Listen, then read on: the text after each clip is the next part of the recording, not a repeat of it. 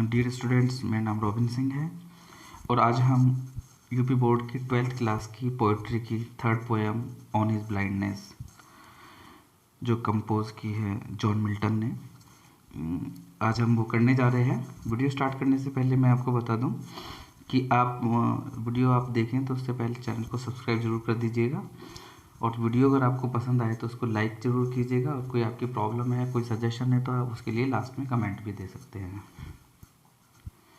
ये जो on his blindness है ये है अंधेपन पर।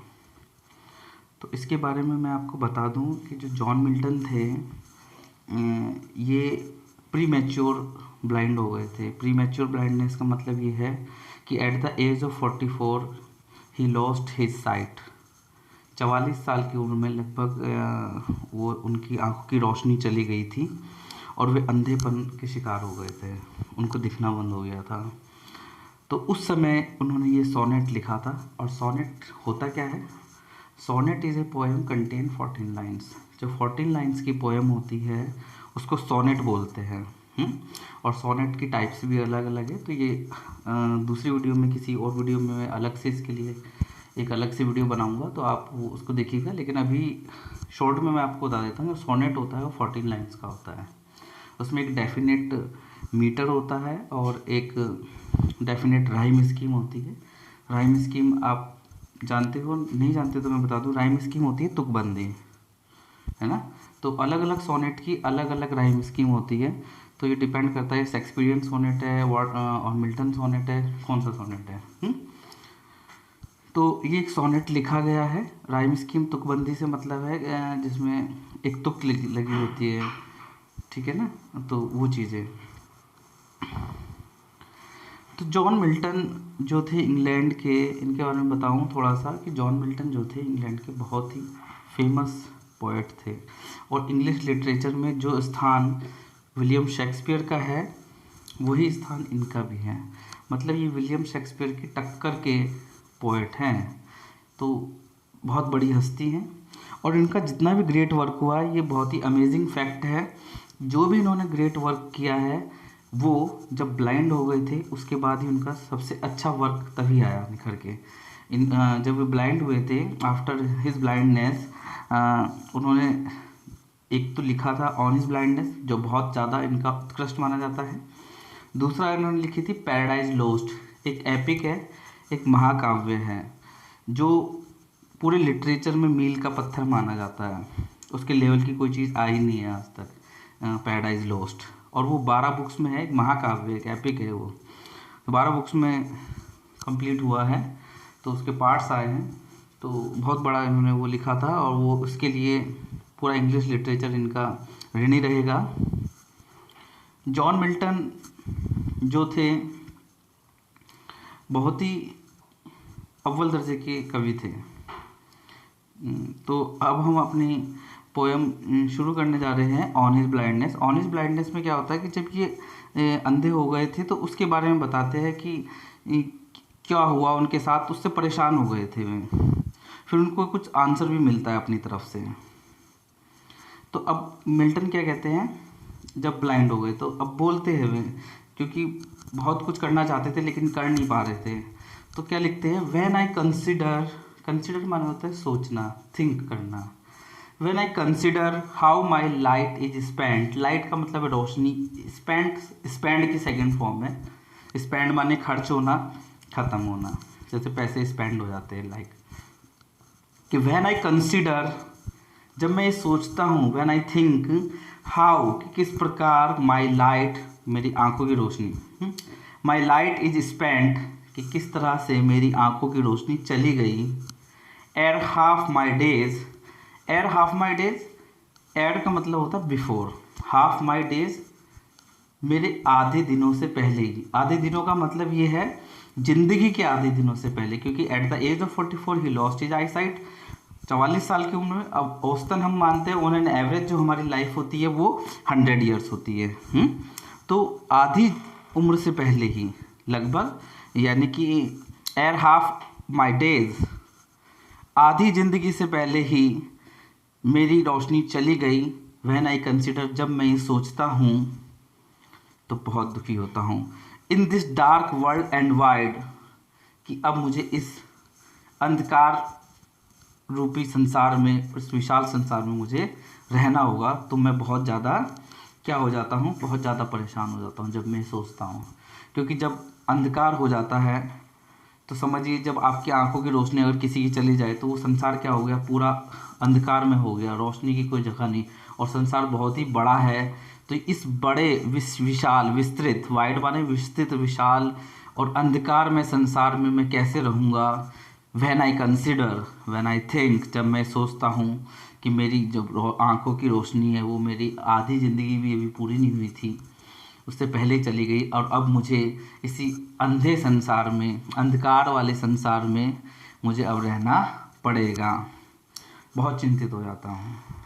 And that one talent which is death to hide, कहते मेरे पास जो एक टैलेंट था, क्योंकि जो पोएट है हमारा उसके पास एक टैलेंट है, एक गुण है। एक गुण क्या है कि उसको पोएट्री करने का गुण है, वो लिखता अच्छा है।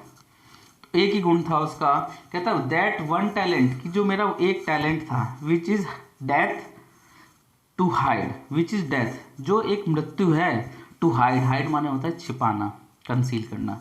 कहता अगर उस टैलेंट को अगर छिपा लिया तो मेरे लिए मृत्यु के समान है। यदि मैं उस टैलेंट का इस्तेमाल नहीं कर पाया तो समझिए मैं मर गया, मैं मरे हुए के समान हूँ। लॉज्ड विद मी यूजलेस, लेकिन अब वो लॉज माने होता है रहना। जैसे आप किसी लॉज में जाते हैं, लॉज माने रहने, सराय स्थान होगा ना, तो लाइक लॉज रहना। अब लॉज्ड विद मी यूजलेस, लेकिन अब वो क्या होगा, यूजलेस मतलब बेकार, वर्थलेस। अब वो टैलेंट जो है जिसको छिपाना मात्र ही मृत्यु के समान है, मृत्यु है, लेकिन अब वो क्या होगा, मेरे साथ यूजलेस रहेगा। अब वो मेरे साथ बेकार ही रहेगा, मेरे अंदर बेकारी दफन रहेगा। दो हालांकि माई सोल मोर बेंट, जो मेरी आत्मा है, मोर बेंट, बेंट माने होता है झुकना, बेंट माने झुकी हुई है। मेरी जो आत्मा है अभी भी झुकी हुई है, to serve therewith my maker, my maker यानी मेरे बनाने वाले के लिए। बनाने वाला, मेक माने बनाना होता है, मेकर माने बनाने वाला। तो हमारा बनाने वाला कौन है, हम लोगों को किसने बनाया, ईश्वर ने बनाया, गॉड ने बनाया। टू सर्व देयर विद, कि मैं उससे, कौन किससे, उससे, अपने उस टैलेंट से मैं अपने मेकर, अपने भगवान की सर्व करूं, सेवा करूं। क्यों, दो माई सोल, क्योंकि मेरी जो आत्मा है हालांकि मोर बेंट, अभी भी झुकी हुई है, मेरी आत्मा का झुकाव अभी भी है कि मैं किसी तरीके से अपने या उस टैलेंट से अपने भगवान की सेवा करूं, किसी ना किसी तरीके से मैं सेवा करूं। And present my true account, और वो ऐसे क्यों कह रहा है कि मैं उसकी सेवा करूं, मैं अभी भी चाहता हूं कि सेवा करूं, और लेकिन मेरे भगवान ने मेरी रोशनी छीन लिया, मैं भगवान की सेवा कर कैसे सकता हूं। तो कहता है कि प्रेजेंट माई ट्रू अकाउंट, वो इसलिए कह रहा है कि जब कभी भी मेरा अकाउंट, मेरा लेखा जोखा, मेरा बही खाता भगवान के सामने प्रेजेंट होगा। कहते हैं ना, हर एक हिंदू माइथोलॉजी में या क्रिश्चियन माइथोलॉजी में, क्रिश्चियन स्पिरिचुअलिज्म में, किसी में भी आप देख लीजिए, जो भी इनकी होली बुक है, सब में एक ही चीज़ लिखी है कि आदमी का कर्मों का लेखा जोखा होता है। चाहे हिंदू, कुरान शरीफ, किसी भी जगह आप देख लीजिए, गीता, भगवद गीता में, कहीं भी। तो वो कहता कहीं ऐसा ना हो कि जब मेरा अकाउंट, मेरा बही खाता जब मेरा सामने भगवान के सामने प्रस्तुत हो, लेस्ट कहीं ऐसा ना हो ही रिटर्निंग चाइल्ड, कि वो रिटर्निंग बदले में मुझे चाइड करे। चाइड का मतलब होता है स्कोल्ड करे, फटकार लगाए कि मैंने अपने टैलेंट का इस्तेमाल नहीं किया। देखिए यहाँ पे जो टैलेंट की बात कर रहा है पोएट, वो एक बाइबल में एक इंस्टेंस है, एक दृष्टांत है, छोटी छोटी स्टोरीज है, तो उसमें से ली गई है। एक स्टोरी ये थी कि एक मालिक होता है, वो अपने 3 नौकरों को थोड़े थोड़े पैसे दे के जाता है। किसी को 4 बैग दे, 5 बैग दे गया, किसी को 3 बैग दे गया, किसी को 1 बैग दे गया। तो जब वो कुछ दिनों के लिए बाहर जाता है तो मालिक वापस आता है, तो फिर वो अपने नौकरों से पूछता है कि तुमने क्या किया। तो पहला जो नौकर था जिसके पास 5 बैग थे पैसों के, सिक्कों के, तो कहता है कि मैंने पैसे को वहाँ लगाया, इन्वेस्ट किया मालिक, और मैंने इसके 5 के 10 बैग कर लिए। मालिक बहुत खुश हो गया। दूसरे नौकर से पूछा, तुमने पैसों का क्या किया, तुम्हें मैंने 3 बैग दिए थे। कि मालिक मैंने भी अपने पैसे ऐसे ऐसे मैंने खेती करी, वो करी और बेच डाली, और उसके बाद मैंने 3 के 6 बैग कर लिए। उनमें से जो एक नौकर था उसको 1 ही बैग दे के गया था। तो वो जो नौकर था उसने उसमें थोड़ी हिम्मत भी कम थी और उसमें थोड़ा साहस भी नहीं था। तो उसने क्या किया कि वो जो बैग था उसको जो एक बैग मिला था उसने उसको मिट्टी के अंदर दबा दिया। तो मालिक ने जब पूछा तुमने क्या किया, तो कहता मैंने मिट्टी के अंदर उसको दबा दिया था और मालिक को वापस कर दिया। तो मालिक ने क्या किया, फिर उसकी डांट और फटकार लगाई कि तुमने पैसे का सही इस्तेमाल करना नहीं आया, तुम्हें जैसे दिया था वो दिया था। उसने कहा कि मेरे पास तो एक ही था। तो इसका उसने कहा कि एक होने से मतलब नहीं है, आप चाहते तो एक के दो कर सकते थे भाई। आप ये नहीं कह सकते कि मेरे पास कम पैसे थे, मेरे पास कम टैलेंट था। आपके पास जितना भी था आप उसका इस्तेमाल तो कर सकते थे ना। तो भगवान ये कहता है कि आपके पास जो भी है, ऐसा नहीं कि आप कम है तो कम से नहीं कर सकते, आप कम से भी कर सकते हैं। तो ये जो पोएट है हमारा, वो बाइबल के उसी दृष्टांत को बताता है, उसी इंस्टेंस को बताता है कि कहीं ऐसा ना हो कि जब मेरा अकाउंट, जैसे वो मालिक आया था उसका, उन्होंने तीनों का अकाउंट देखा कि मैंने इनको बैग दिए थे, इन्होंने क्या क्या किया, तो किसी ने बढ़ा दिया तो उससे खुश होकर तो उनको बहुत तारीफ़ें करी और आगे और चीज़ें दी। लेकिन जिसके पास थोड़ा कम था लेकिन उसने फिर भी कुछ नहीं किया तो उसको डांट फटकार लगाई थी। तो पोएट यही कह रहा है कि कहीं ऐसा ना हो कि जब मेरे अकाउंट का लेखा जोखा होगा, जब प्रेजेंट होगा लेखा जोखा, कहीं ऐसा ना हो लेस्ट ही रिटर्निंग चाइल्ड, कि भगवान जब देखेगा कि मैंने अपने टैलेंट का कुछ इस्तेमाल नहीं करा, तो कहीं ऐसा ना हो कि वो मुझे फटकार लगाए, वो मुझे मतलब रिव्यूक करे, स्कॉल्ड करे और बुरा भला बुरा कहे, ऐसा ना हो। तो ये फर्स्ट पैराग्राफ हुआ, बहुत अच्छे से आप इसको करिएगा, बहुत इंपॉर्टेंट पोएम है। Next poem, next paragraph sorry. Doth, doth का मतलब क्या है, डज।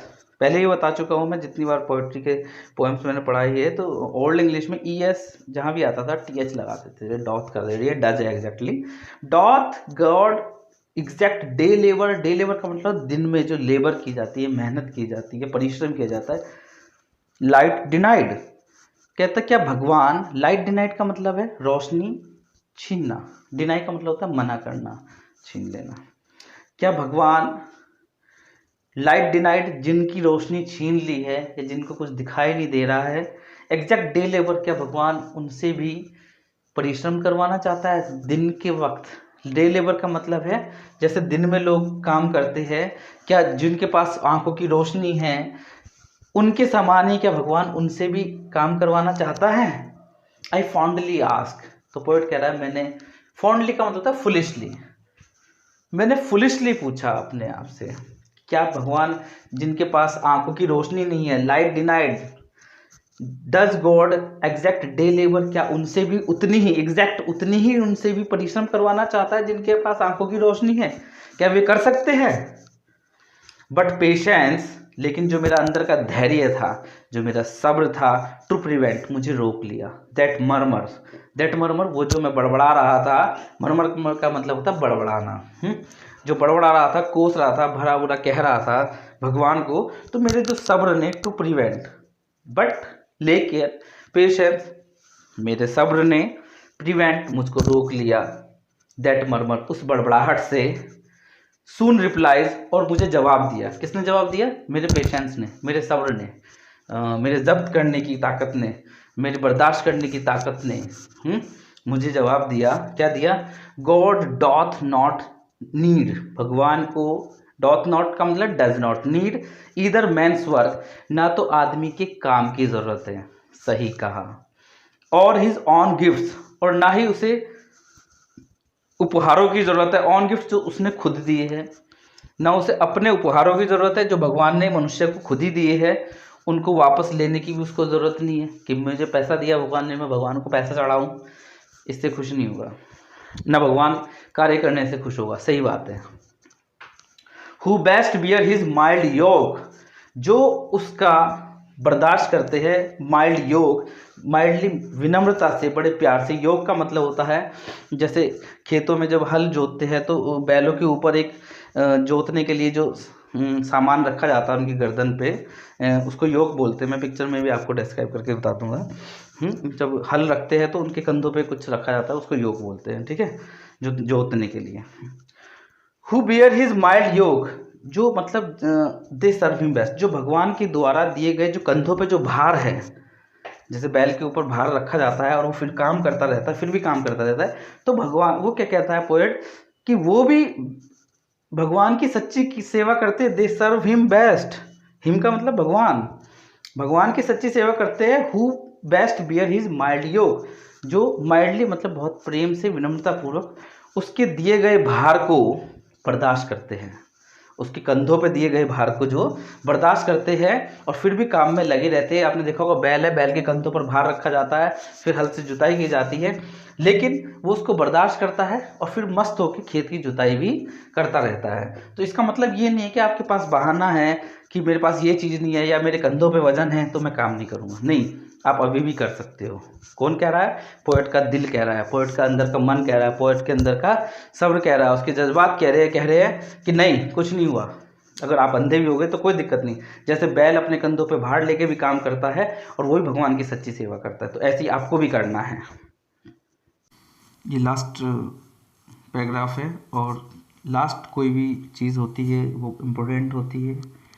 फाइनल चीज़, चाहे किसी मैच का फाइनल मोमेंट हो, कंक्लूज़न हो, चाहे किसी मूवी का हो, कि कोई भी दुनिया में आपको मिला होगा तो यही पूछेगा यार लास्ट में क्या हुआ, ये बताया एंड क्या हुआ मैच का। तो ये पोएम का एंड है, इसमें पूरा एक्सट्रैक्ट है, पूरा उसका रस है, निचोड़ है। तो देखिए क्या कहता है, बहुत केयरफुली इसको सुनिएगा। तो पोएट इसमें दोबारा कह रहा है हिज स्टेट इज किंगली। अब वो भगवान के बारे में कह रहा है कि गॉड की जो स्थिति है, स्टेट है, अवस्था है, फॉर्म है, वो क्या किंगली, राजा के समान है, कुछ नहीं है, राजा के समान है, बहुत बड़ी उसकी स्थिति है, बहुत बड़ा उसका रूप है, विराट रूप है। Thousands of his bidding, bidding का मतलब होता है आज्ञा, बिड माने आज्ञा होती है, स्पीड के थाउजेंड्स, हजारों जो सेवक है, सेवक जब वो मतलब जो भगवान है उसके सेवक है सारे के सारे, तो कहता हजारों जो सेवक है, हिज बिडिंग, एक आवाज़ पर उसकी आज्ञा पर स्पीड दौड़ पड़ते हैं, रफ्तार से दौड़ पड़ते हैं। And post over land and ocean without rest, कहाँ दौड़ पड़ते हैं? लैंड, इस धरती पर, ओशन, समुद्र पर, यानी समुद्र और धरती पर एक आवाज़ में दौड़ पड़ते हैं, इनके ऊपर से दौड़ लगाना शुरू कर देते हैं, विदाउट रेस्ट, बिना रुके, जब तक कि भगवान ना कहे कि रुक जाओ तब तक वे दौड़ लगाते रहते हैं, समुद्र के ऊपर से और धरती के ऊपर से, यानी सब समुद्र धरती सब लांग जाते हैं बिना रुके, बिना थके। अब पोएट क्या कहता है, they also serve who only stand and wait. तो वो कहता है कि कहीं ये ऐसा नहीं है कि केवल भगवान उन्हीं से खुश हैं जो उसकी आज्ञा पर दौड़ पड़ते हैं और समुद्रों को लांग जाते हैं, धरती को लांग जाते हैं। दे ऑल्सो सर्व, वे लोग भी भगवान की सेवा करते हैं, वे लोग भी भगवान के सच्चे सेवक होते हैं, उतने ही बड़े सेवक होते हैं, who only stand and wait, जो एक दीर्घा में खड़े रहते हैं चुपचाप और इंतज़ार करते हैं अपनी बारी का। स्टैंड एंड वेट यानी उन्हें भगवान ने अभी कोई ऑर्डर नहीं दिया है, लेकिन वे सेवक हैं। ऐसा नहीं कि जो उनकी सेवा कर रहे हैं, भगवान के आदेशों पर चल रहे वही है, लेकिन जिनकी अभी बारी नहीं आई है भगवान के आदेशों को सुनने की, वे लोग भी उतने ही सच्चे सेवक हैं, वे भी समान रूप से भगवान के सेवक हैं, जो भगवान का इंतज़ार कर रहे हैं, उनकी आज्ञा पाने के लिए इंतज़ार कर रहे हैं, भगवान की सेवा के लिए समर्पित है। तो इसमें ये कहता है कि अभी भी देर नहीं हुई है, कि मैं धैर्यपूर्वक इंतज़ार कर रहा हूँ भगवान का कि वो मेरे लायक भी कोई ना कोई कार्य ज़रूर मुझे बताएंगे। अभी ऐसा हुआ है कि मेरी आंखों की रोशनी चली गई और मैं अब लिखने के लायक नहीं रहा, लेकिन कोई बात नहीं।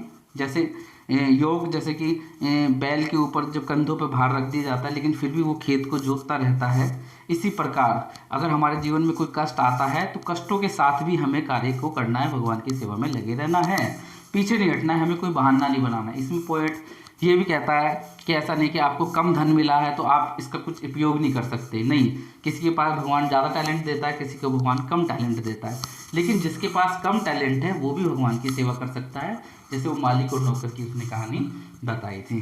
तो ये पोयम जो है, ये जो सोनेट है, ये जॉन मिल्टन का उत्कृष्ट कार्य है, बहुत ही एक्सीलेंट वर्क है और इसको बहुत अच्छे से आप तैयार कीजिएगा।